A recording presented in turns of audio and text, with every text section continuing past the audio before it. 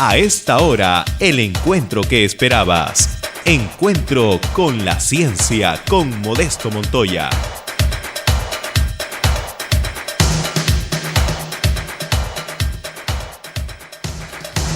Gracias amigos por seguir con nosotros. Estamos con Eduardo Montoya, químico, maestro en química por la Universidad Cayetano Heredia, doctor en física por la Universidad de Bélgica, Amberes. Universidad de Amberes.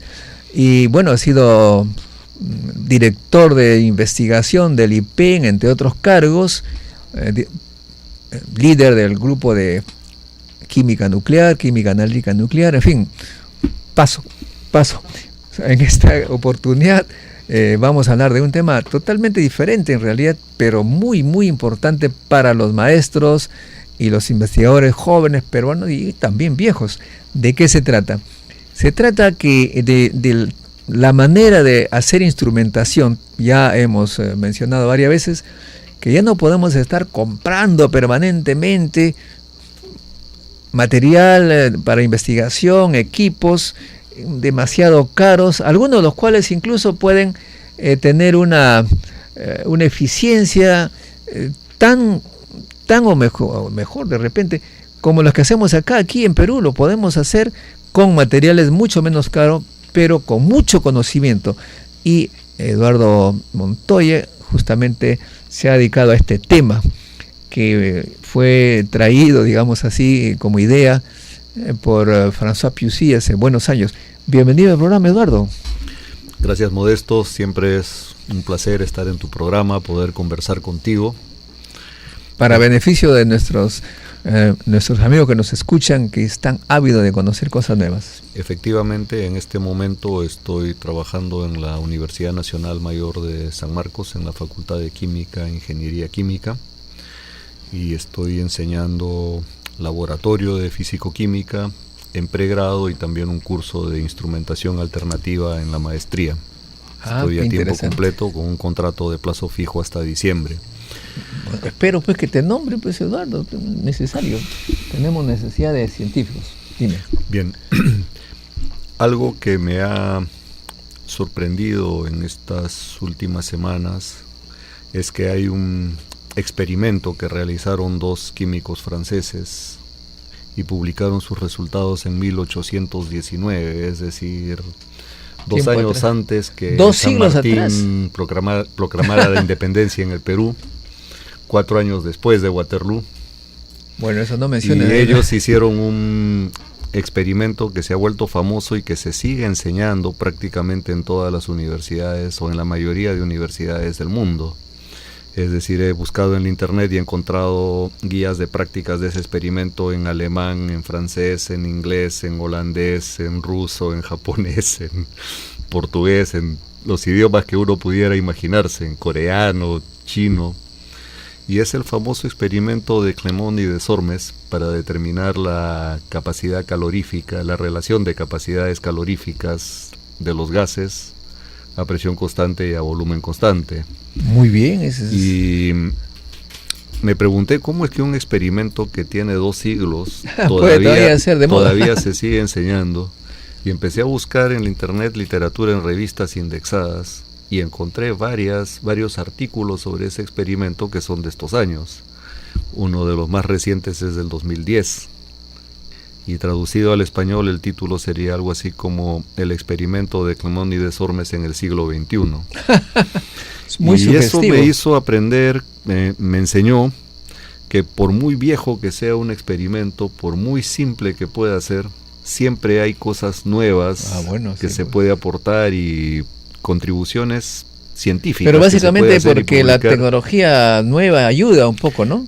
De hecho, la tecnología nueva ayuda y las concepciones teóricas también ayudan, porque en la época de Clement y de Sormes todavía la termodinámica estaba en pañales, digamos, o en una etapa temprana de O sea, se observaban fenómenos, pero no se comprendía no había teorías. Había teorías, se observaban fenómenos, había ecuaciones, se calculaban cosas, el trabajo es impresionante, a veces creemos que solo en el siglo XX o XXI hemos hecho cosas grandes. sino que algunas hipótesis, algunas concepciones no eran totalmente correctas. Ahora, lo mismo sucede ahora. Las concepciones que creemos totalmente correctas más adelante van a decir estaban equivocadas en esto y en esto otro. Es lo que decía Albert Einstein, decía, no hay suficiente número de experimentos que muestren que tengo razón, pero basta con que surja uno para que muestre que estoy equivocado. Y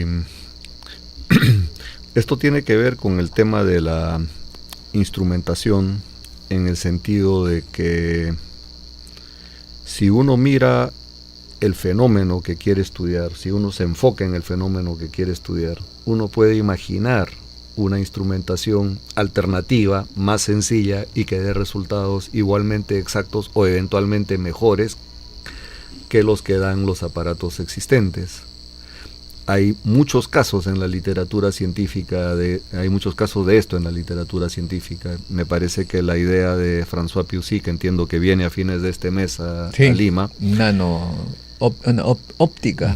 Me parece que su idea ha sido genial y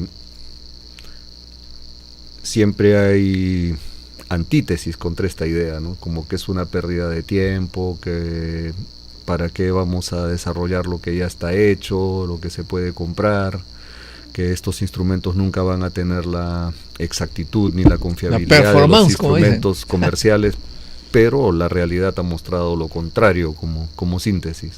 Ahora, para comprender el fenómeno, explícanos un poco de qué se trata.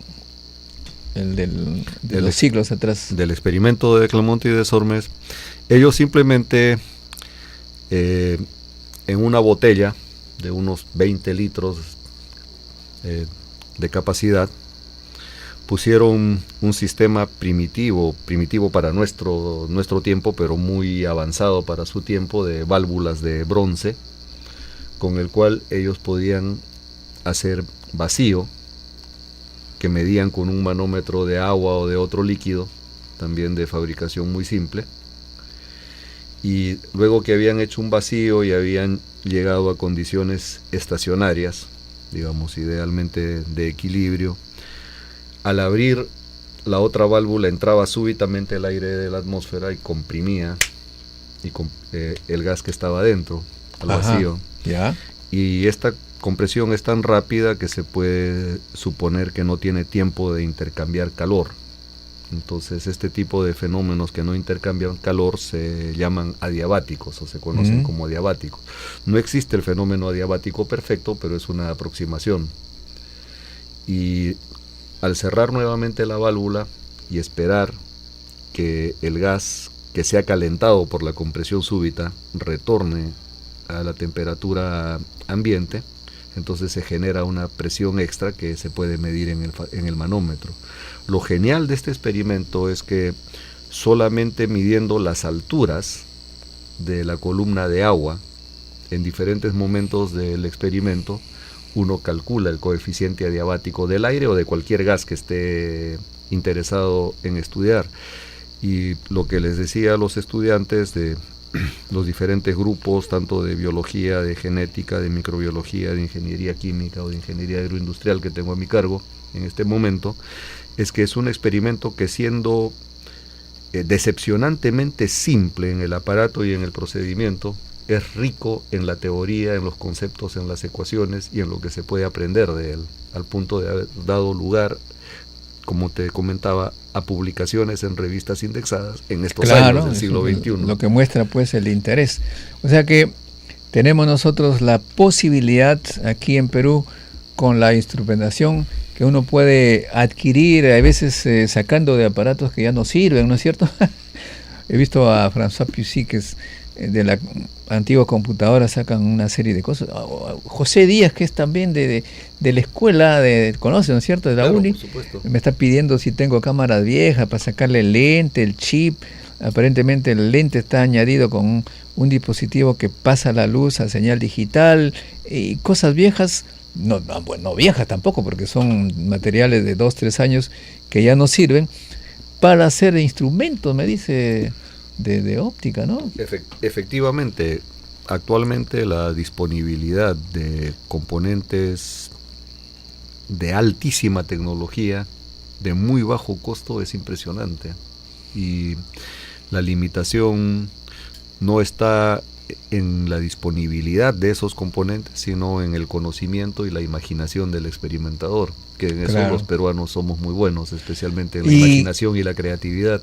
Ciertamente. ¿Y quién no tiene en casa este tipo de cosas, ¿no? Computadoras viejas, cámaras digitales que ya se han malogrado, se han roto, alguna parte que ya no funciona, pero hay otras que están allí intactas y se pueden utilizar para hacer instrumentación. Efectivamente es así, Modesto, pero también imanes hay poderosos, ¿no? Creo que hay una diferencia entre todavía nuestros países, o nuestro país en particular, y otros países como los del hemisferio norte, llámese Estados Unidos, Francia, Alemania, y es que este conocimiento y esta imaginación se empiezan a desarrollar desde muy niños. Por eso creo que tu iniciativa del CEPRESIT es totalmente necesaria y hay que impulsarla. Y que tiene 25 años a propósito, siempre contaba. Tú estuviste en la casa de Ofelia Lazo, ¿te acuerdas? Oye, qué viejo estamos. El día que malogramos su techo. Ah, sí. Resulta, para contarles, amigos, resulta que Eduardo Montoya hacía pues experimento de química y salió un gas de color medio grosella. Me olvidé cuál era eran vapores de yodo, simplemente calentamos unos cristales de yodo en un tubo de ensayo. Así. Y los vapores violeta que salieron se impregnaron en todas las junturas entre cielo raso, ¿no? En las junturas entre los bloques de ladrillo de King Kong.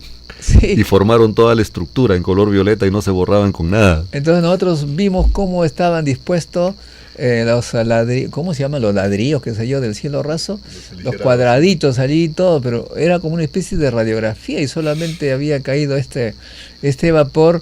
Efectivamente tuvimos miedo porque esto se quedaba para siempre y teníamos que pagar. Menos mal, poco a poco fueron desapareciendo, pero descubrimos un ensayo no destructivo, ¿no? Para saber cómo está constituido el cielo raso. De repente podemos brindar ese servicio. ¿Usted quiere saber cómo están distribuidos los ladrillos en su cielo raso, que está blanco y todo? Aquí tienen a Eduardo Montoya, que va a llegar con sus vapores que, dicho sea de paso, son un poquito tóxicos, ¿no? Bien, amigos, muy importante, me has hecho recordar, Eduardo, nosotros estamos en una campaña que es muy grata porque nos gusta hacerlo con mucho placer, pero ingrata porque, no por nosotros, sino porque el Ministerio de Educación se le da por enseñar cursos que son de repente buenos, de literatura, cómo escribir bien, cómo leer bien, etcétera, pero no hay pues esta enseñanza de ciencias, cómo es que los maestros pueden introducir a los niños en el campo de la ciencia, desde pequeñitos, incluso desde la inicial. Por esa razón nosotros hemos decidido recomenzar, digamos, nuestra campaña de mostrar a los maestros y además padres de familia que cómo hacer experimentos sencillos, asequibles, en casa o en la escuela, y que no tengan como pretexto pues que el ministerio no nos da dinero, etcétera. Hay cosas muy sencillas que se pueden hacer. Y Eduardo Montoya ha aceptado, no te has arrepentido todavía, ¿no es cierto? Este sábado a las 3 de la tarde, amigos, estaremos mostrando experimentos, en mi caso algunos de física, con su explicación, con materiales de casa, no necesitan ustedes ir a comprar nada. Y Eduardo nos va a mostrar cómo hacer experimentos de alto nivel, como he explicado, o cómo hacer instrumentos con los equipos viejos que también todos tenemos en casa, o el vecino, o el familiar, cómo hacer que el conocimiento de química, de física, de electrónica nos sirva para hacer instrumentos de buena calidad con material que tenemos en casa. Eso es lo que vamos a hacer este próximo sábado en el Auditorio Ricardo Palma a las 3 de la tarde, y la información va a estar en www.cienciadeperú.org. Y bueno, también, amigos, dicho sea de paso, hablando de artículos de investigación, el subsiguiente sábado estaremos, como siempre, como todo primeros sábado de cada mes, brindando el curso de redacción de tesis y artículos. Bien, algunas palabras para tus alumnos, pues, Eduardo. Bueno, felicitarlos porque me ha dado mucha alegría encontrar en la Universidad Nacional Mayor de San Marcos, en la Facultad de Química, Ingeniería Química, estudiantes que se esfuerzan por superarse, que tratan de mejorar cada día, que toman en serio sus estudios, instarlos a que sigan en ese camino. De esa escuela han salido grandes químicos, ¿no es cierto? De la escuela de San Marcos tenemos a nuestro amigo Aurelio Arbildo, su esposa, Dorita, Olga Locke, bueno, todos han salido allí, en fin, es una buena escuela, te felicito a ti más bien, que estás contribuyendo que esta escuela... Todas las escuelas de química en el Perú me parece que son hijas de alguna manera de la Facultad de Química e Ingeniería Química de San Marcos. Dicho sea de paso, yo como físico hice mi maestría en física en la UNI, y mi profesor de química, de cristalografía, de apellido Giglio, y uruguayo, me llevó a hacer mis crecimiento de cristales en la Facultad de Química e Ingeniería Química de San Marcos, pero también, valgan verdades, usé la computadora de San Marcos, que tenía a su cargo el señor Flavio Vega. ¿Te acuerdas, Flavio Vega? Que era que nos hacía nuestros libros, la computadora para hacer simulaciones de experimentos. En fin, San Marcos pues es nuestra universidad mayor, y esperemos que siga recibiendo, bueno, no que siga, sino que reciba el apoyo que merece por parte del gobierno, que tiene muy abandonada la educación estatal. Ya hemos visto todo esto en los días anteriores. Gracias, Eduardo. Entonces estamos siempre Gracias, Modesto. Es un placer colaborar contigo. Y con nosotros, amigos, hasta un próximo encuentro con la ciencia.